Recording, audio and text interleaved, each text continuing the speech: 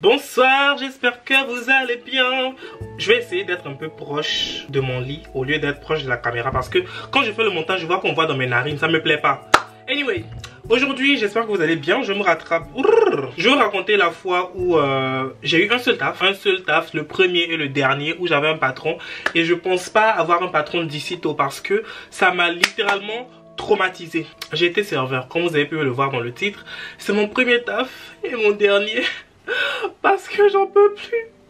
J'ai subi trop de choses. Franchement, si vous voulez être serveur, si vous avez été serveur, si vous comptez être serveur, je sais pas, enfin, en tout cas, si le monde de la restauration vous intéresse, regardez d'abord cette vidéo là parce que j'ai beaucoup de choses à dire. Commençons d'abord par le commencement. Moi, quand je cherchais à travailler dans la restauration, c'est parce que j'avais besoin d'un taf pour déménager. Mon objectif n'était pas d'arriver là-bas et puis ensuite je vais avoir de l'expérience pour ensuite ouvrir mon restaurant. Non, moi je voulais juste travailler, ensuite pouvoir payer mon loyer et puis passer à autre chose. Je ne comptais pas faire longue carrière là-bas. Donc, pourquoi est-ce que dans la lettre de motivation, vous voulez que tout le monde raconte que non, je suis motivé par le poisson, je suis motivé par la viande, les assiettes, c'est quelque chose qui m'excite. Pourquoi vous voulez que je monte comme ça dans la lettre de motivation pour travailler juste en restauration, juste pour être serveur là? Je dois raconter, mentir, mitonner. Qu'est-ce que vous voulez en fait? Tu arrives en entretien pour être serveur, on te demande c'est quoi ta motivation et tout, c'est l'argent. C'est quoi cette question là? Qu'est-ce qui te motive? Qu'est-ce que c'est l'argent? Money, le poi, l'enjoy. C'est ce qu'on veut en fait. C'est l'argent, le poi, c'est tout ce qui me motive. Si vous pensez que c'est quelle motivation j'ai de quitter chez moi à 9 h du matin, au lieu de faire ma grasse matinée, prendre les transports, faire de longs trajets pour venir m'asseoir pour que les clients parisiens mettent leurs humeurs sur moi. C'est l'argent. Vous voulez qu'on monte dans les lettres de motivation? Bref, je venais d'avoir 18 ans, en tout cas très proche. J'habitais encore chez mon oncle et en fait je cherchais à déménager. Du coup, je cherchais un travail. Sachez que j'ai postulé sur beaucoup d'annonces, mais en fait il y a deux qui m'ont pris. Une qui était une arnaque. Ils ont voulu me voler 1500 €, mais bon, ça c'est une autre story time. Et la deuxième qui était celle du restaurant. Donc j'ai travaillé dans un restaurant parisien. Sachez que j'étais content parce que quand j'ai regardé la rémunération et tout, je crois qu'ils avaient mis une affaire de 1000 et quelques euros. Et en fait, en tant qu'étudiant, sachez que 1000 et quelques euros c'est beaucoup. Quand tu es étudiant, tu es dans la galère et tout. Bon, j'étais pas dans la galère parce que ma mère m'envoyait de l'argent. Mais en fait, je voulais être indépendant. Je voulais plus dépendre de mes parents et tout. Chercher à avoir mon propre argent. Donc, tu vois que tu vas recevoir 1000 et quelques euros et tout. Tu te dis, ok, ça va le faire. Mais sachez que 1000 et quelques euros là, c'est en 35 heures. Alors que à côté, j'avais les études. Du coup, je ne pouvais pas faire du 35 heures. Je ne pouvais faire que du 18, 20, 25 heures. J'ai fait ma lettre de motivation. J'avais mon CV. CV là aussi, j'ai menti dedans. Même le patron même du restaurant, il savait que j'avais menti. Il savait, lui-même il sait. Moi je sais, on se sait, puis on est là. Donc il savait que j'avais menti dans la lettre de motivation, dans le CV et tout. Mais bref, on est parti à l'entretien. Franchement, j'étais stressé. Hein. Comme je vous ai dit, c'était mon premier taf, premier entretien que je faisais. J'étais stressé de ouf. Je transpirais, je puais la transpiration même. Moi-même je savais que je puais la transpiration, mais c'est pas grave. Donc j'ai fait mon CV, ma lettre de motivation, je me suis posé, voici que l'entretien commence, il me demande est-ce que tu as déjà travaillé dans la restauration, tu as déjà travaillé dans le domaine de la vente, machin. J'ai dit oui. Vous voulez que je dise quoi? Quelqu'un, je suis motivé à avoir l'argent, je suis motivé à travailler pour pouvoir déménager. Vous voulez que je dise quoi? J'ai dit oui, j'ai déjà travaillé. Donc tout s'est très bien passé. Ils ont dit qu'ils allaient me contacter et qu'il fallait que je laisse mon CV, ma lettre de motivation. Ensuite, ils allaient me faire signe dans quelques jours. Donc, je suis rentré à la maison. J'ai patienté pendant, je pense, 2 jours avant d'avoir une réponse. Et quand la réponse était positive, il fallait que je revienne et qu'on signe le contrat. Voici maintenant qu'on est en train de signer le contrat. Mon cher, qui lit tout ça là? En fait, si vous partez travailler, moi je vous conseille de prendre le contrat, de prendre quelques minutes à bien lire le contrat, tous les trucs. Après, bon, c'était pour travailler en restauration, du coup, enfin, les règles n'étaient pas, c'était pas ouf, mais bref. Donc, j'ai lu le contrat, j'ai paraphrasé ça et tout. Quand je suis arrivé à la partie de la rémunération là, en fait, ils m'ont demandé mes horaires de disponibilité, les jours où je pouvais travailler, et en fonction de ça, on m'a donné mes heures et combien est-ce que j'allais gagner. Sachez qu'ils avaient dit 730 et quelques par mois.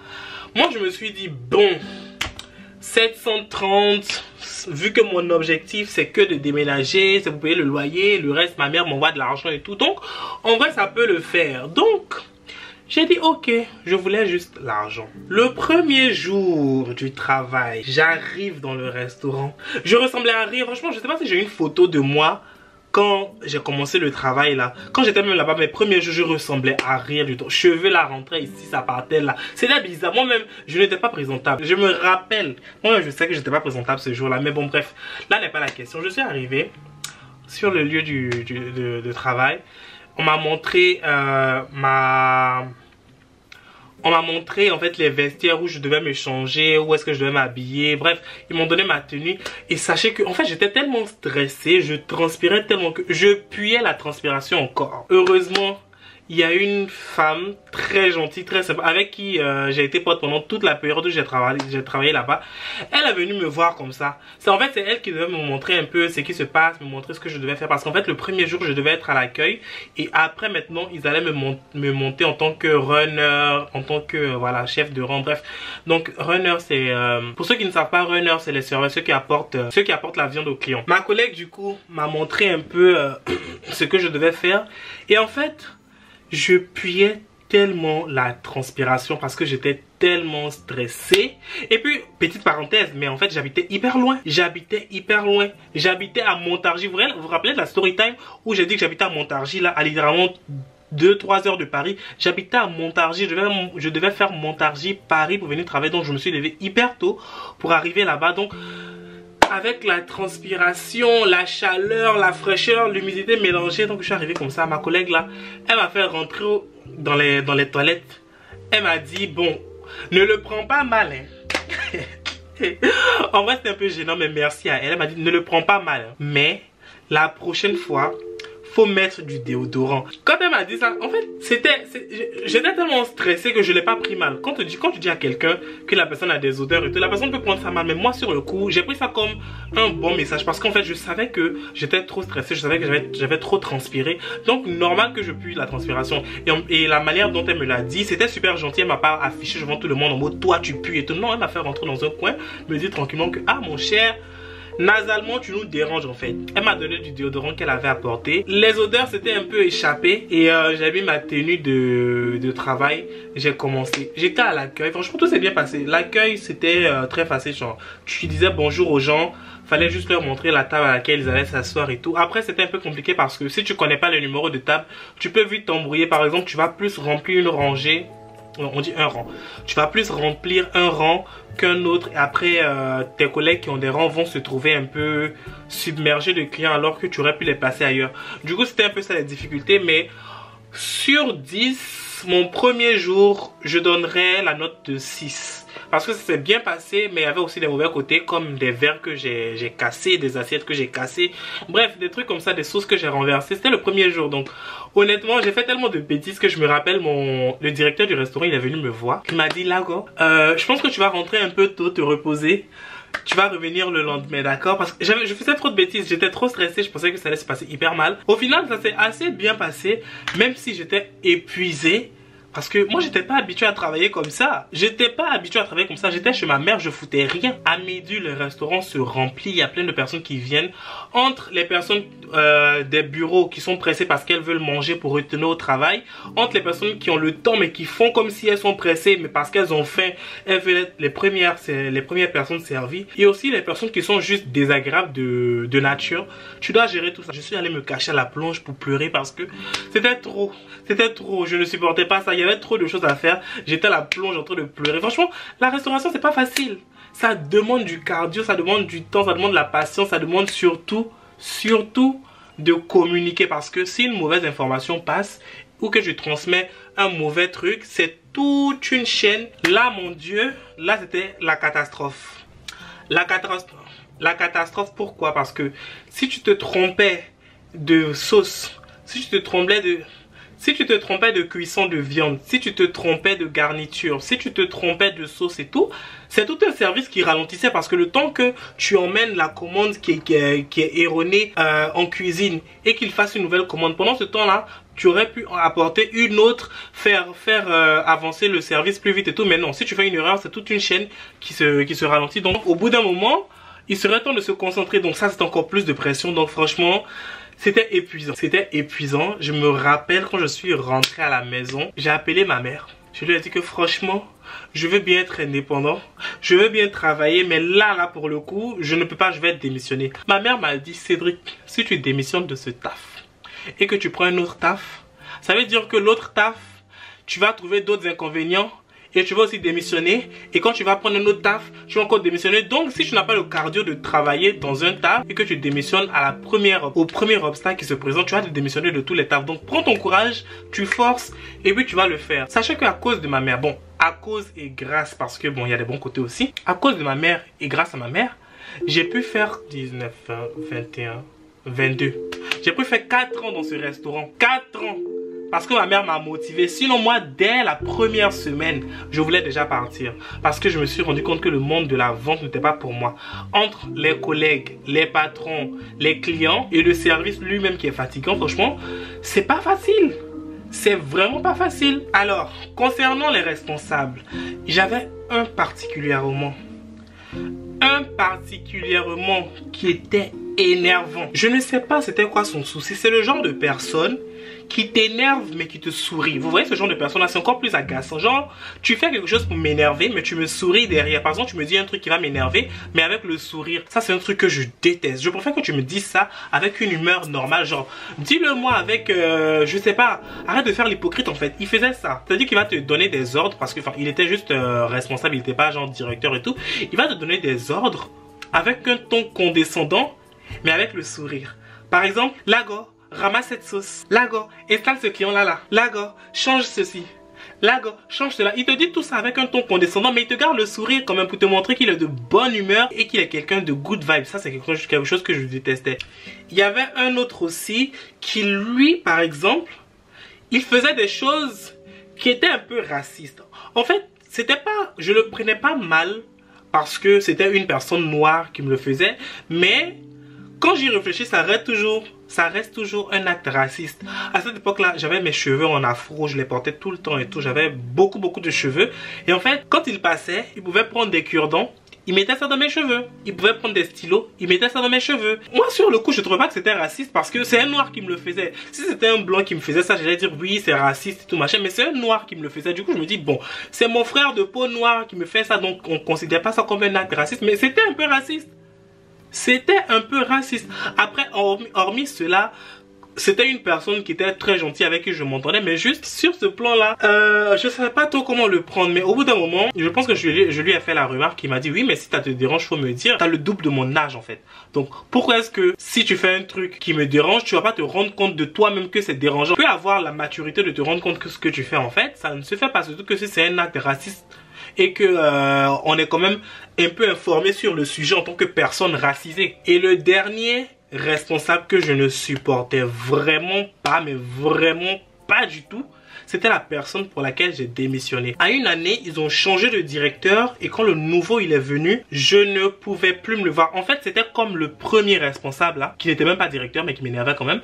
Ils étaient pareils, mais vraiment poussé au maximum. C'était genre comme si tu mélangeais le premier responsable à x10. Vraiment, il me sortait par les pores. C'était la personne pour laquelle plusieurs personnes ont démissionné du restaurant. Il était insupportable, vraiment insupportable. Quand il m'a convoqué parce qu'il trouvait que je ne souriais pas assez. Je vous explique.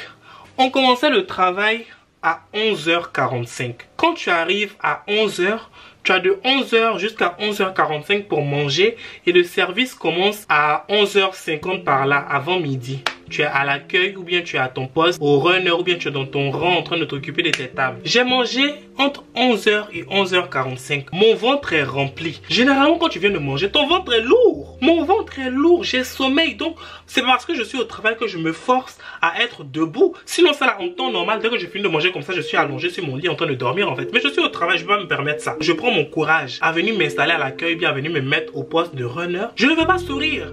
Je vais être de bonne humeur, mais sache que mon sourire sera lourd parce que j'ai sommeil. Parce que j'ai sommeil. Je sais que oui, c'est le monde du travail et tout, l'hypocrisie sociale et tout, c'est ce que tu dois faire. Mais j'ai sommeil. Quand les clients viennent, bien sûr que je vais les accueillir de manière chaleureuse, mais je vais pas taper un big sourire comme ça alors que j'ai sommeil. Donc quand les clients viennent me voir et qui me parle bonjour, je veux machin m'installer dans le restaurant et tout, je vais être un peu nonchalant en mode bonjour, oui je vous installe tout à l'heure et tout. Je vais pas être big sourire parce que je viens de manger, je le répète encore, j'ai sommeil, mais je vais être courtois parce que c'est la moindre des choses. Du coup j'ai fait ça avec un client, 2 clients, 3 clients. Il est venu me convoquer pendant la pause pour me dire oui Lago, j'aimerais bien que tu sois un peu plus accueillant parce que j'ai remarqué que tu ne souris pas et si ça continue ainsi, tu pourrais être susceptible de prendre des congés. Il n'a pas dit qu'il allait me démissionner, mais genre qu'il allait me donner des congés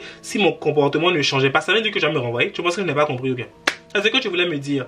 Mais bon bref, j'étais tellement choqué. Je ne sais pas qu'on pouvait convoquer quelqu'un parce que la personne ne souriait pas, vu qu'elle était rassasiée et qu'elle avait sommeil. Donc c'est pas comme si j'étais comme ça tout le service. Donc je ne comprends pas pourquoi est-ce que tu me convoques pour ça, pour me dire oui Cédric, il faut que tu souris plus. Mais encore ça, je comprenais parce que ça impactait un peu l'ambiance dans le restaurant, l'ambiance avec les clients et tout. Mais il me faisait d'autres remarques que je ne comprenais absolument pas. Sachez que depuis que je suis en France, je n'ai jamais été ouvertement victime de racisme. Je n'ai jamais été ouvertement victime de toutes sortes de discriminations, Dieu merci. Mais avec les clients que j'ai rencontrés là, je pense qu'ils étaient à 2 doigts de faire ça, à 2 doigts de me faire subir des actes racistes, parce qu'en fait les remarques que certaines personnes faisaient, je ne comprenais pas.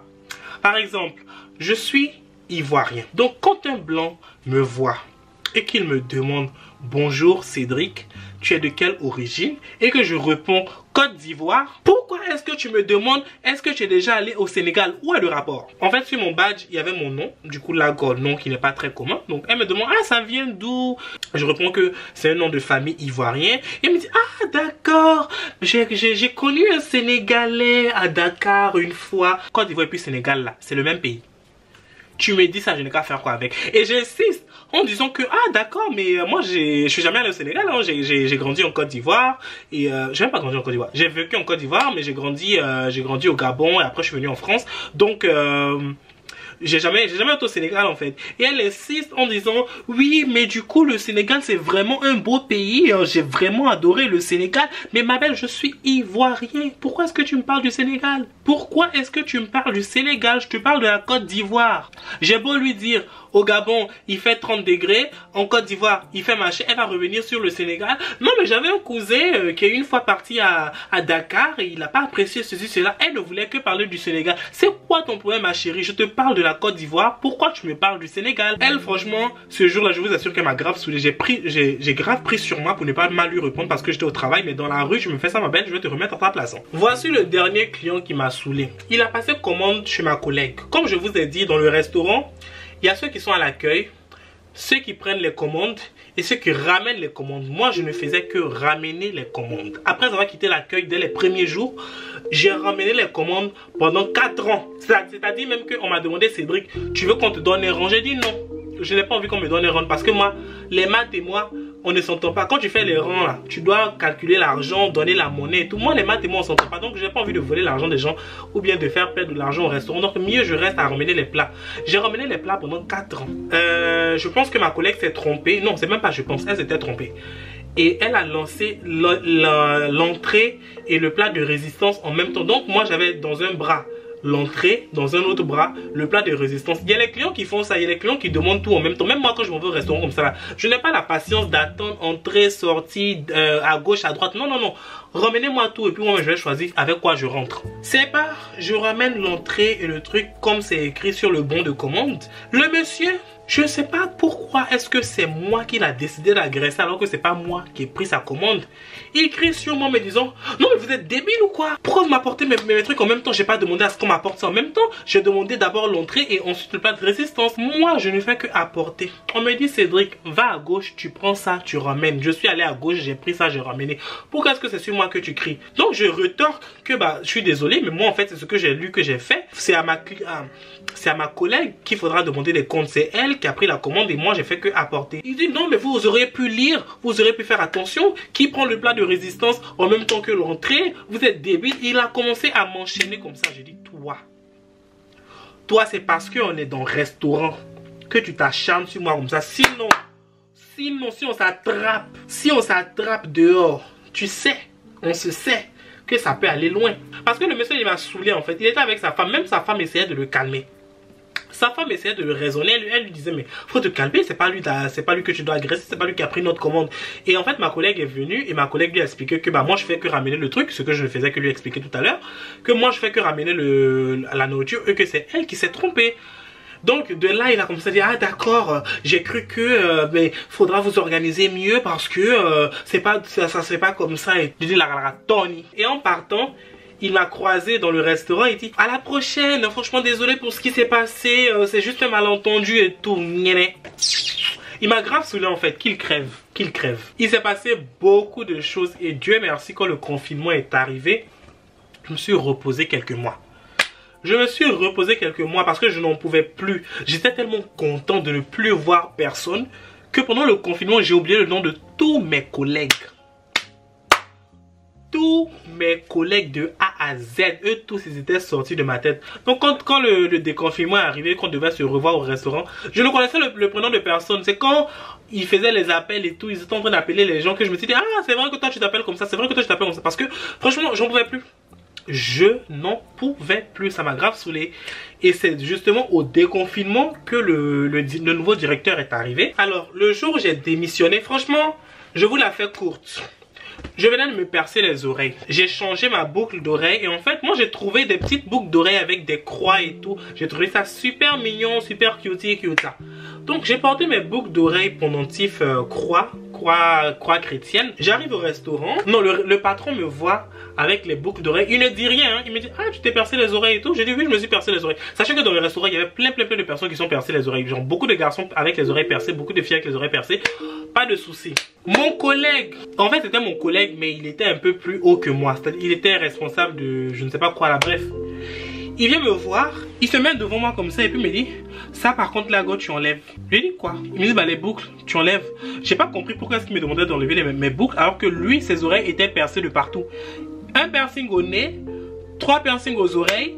Et c'est ça qui vient me faire chier pour des boucles d'oreilles. Donc j'ai pas compris en fait. Il me dit non mais la France est un pays laïque. Du coup les signes de croix, les choses comme ça, tout ce qui rappelle ta religion et tout tu enlèves. Moi-même c'était même pas à cause de religion que j'avais mis ça. Ce n'était même pas affaire de religion que j'avais mis ça. J'avais juste trouvé ça mignon de mettre des croix sur les trucs. Donc fallait enlever ça. Moi si tu venais me voir tranquillement pour me dire d'enlever, j'allais enlever. Mais tu me vois comme ça et puis tu me dis ça par contre c'est vrai que tu enlèves. Le ton. Surtout que je suis une personne super susceptible. Des choses comme ça je ne supporte pas. Donc ça encore j'ai gardé, j'ai mis sur le côté. En fin de journée, voici le directeur qui vient me voir, qui me dit Cédric par contre faudra changer tes horaires de la fac parce qu'en fait on aura plus besoin de toi avec l'été qui approche. J'ai dit mais vous-même vous voyez l'emploi du temps là. Je commence samedi à 11 h. Je quitte chez moi à 9 h. Vous voulez que je reste plus longtemps là, c'est pour faire quoi? Et puis ils avaient leur technique. C'est-à-dire que si lundi tu es resté plus tard, c'est-à-dire que tu as fait des heures supplémentaires, au lieu de te donner de l'argent en plus à cause des heures supplémentaires,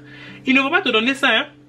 Ils vont faire que le lendemain tu vas partir plus tôt, alors que vous pouvez me laisser partir à l'heure à laquelle je devais partir le lendemain et ça me fera plus d'argent parce que moi en fait quand je restais plus longtemps je me dis bon c'est pas grave, mon argent augmente, alors que non. Ils étaient techniques. Ils te font partir plus tôt le lendemain parce qu'ils savent qu'en fait c'est de l'argent qu'ils te doivent. Ils n'ont pas envie de te donner cet argent là. J'ai dit ok, pas de souci. Ça aussi je retenais. Donc quand ils me disaient que oui c'est vrai il faudra changer tes horaires, j'ai dit mais attendez, je vais changer mes horaires à la fac à cause de vous. Laissez mon éducation scolaire à cause de vous pour que vous ne me donnez même pas plus d'argent. Ça ne va pas se passer comme ça. Je suis allé en pause. J'ai réfléchi, j'ai dit ça fait trop de trucs rédhibitoires. Franchement je pense pas que je vais supporter ça. J'ai dit d'accord, là pour le coup on va faire simple. Je suis allé dans le bureau, j'ai demandé une feuille. Le bureau il y avait les caméras de surveillance, les responsables restaient et tout pour faire les plannings, bref.